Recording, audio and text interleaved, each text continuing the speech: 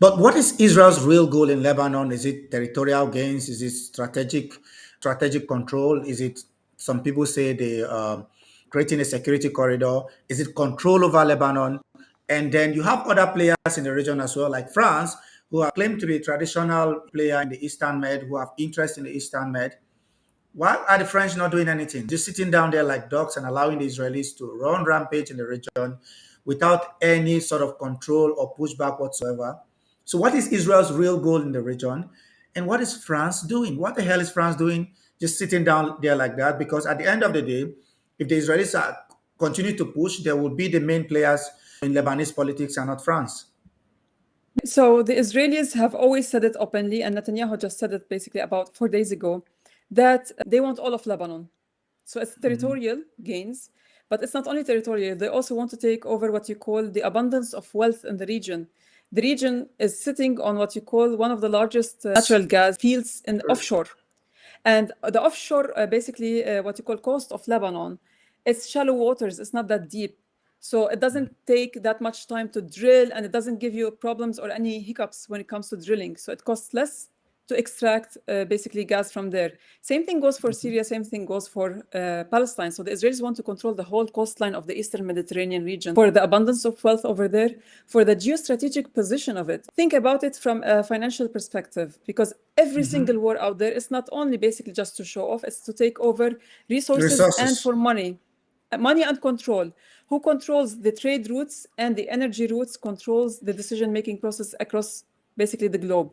So the trade corridor from India all the way to Europe passes through the Eastern Mediterranean. Again, that's Syria, Lebanon, Palestine, and Egypt. Anything, I'm not going to say basically Israel, because I don't believe that the Israeli entity is a real land. Basically, it's a fictional state. Until it has fixed borders, it's not considered a state under international law.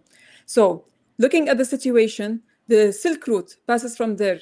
The energy pipelines, which is the American, what you call a project that extends from the GCC through Eastern Mediterranean to Cyprus and Greece, passes through the Eastern Mediterranean. Same thing for what you call the Russian pipelines that goes from east to west. And all of those intertwine in our region. So whoever controls that region controls anything that goes back and forth and will make a killing. That's why the Chinese, basically, for example, run the port of Haifa, which is owned by the Indians, which the Israelis sold it to them, but it actually belongs to the Palestinians. It's really funny. And this is why you find the Chinese, the Americans, the Russians, and the French, the Germans, and the British are fighting over this region. Now, why is France basically trying to get a foothold over here? It used to be the mandate power over Syria and Lebanon. It considers them historically a Francophone country that belongs to it. When the Russians and the Americans are fighting over this region, it needs a piece of the pie, because it lost certain interests in Africa. If you remember what happened in Congo, Senegal, among other places, French extension got what you call clippings of its wings by the Africans, by the Russians who were moving the Africans at one point. And I'm not saying a certain nationality, because it's multiple nations, including the Sahel state and North Africa as well. So when you look at the whole matter, the French are looking for substitutes for their energy needs, and substitute in terms of what you call securing their trade routes from the east to west. So the best thing is to control ports in the Eastern Mediterranean. What did they do?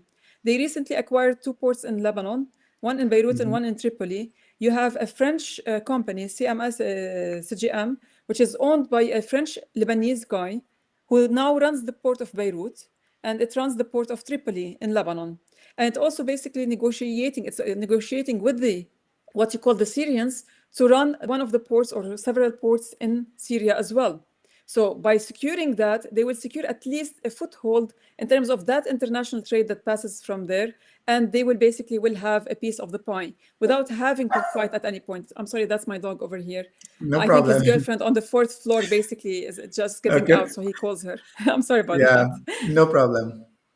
So that's the French and their interest in this region. Aside from that, the French also, the French president has lost so much respect on the ground. He has barely any credibility. He wants to show his people that he can still basically be in control, that he's the new Napoleon or something like that. So he needs to be playing with the big guys over here in the region, and nobody's giving him weight at the end of the day.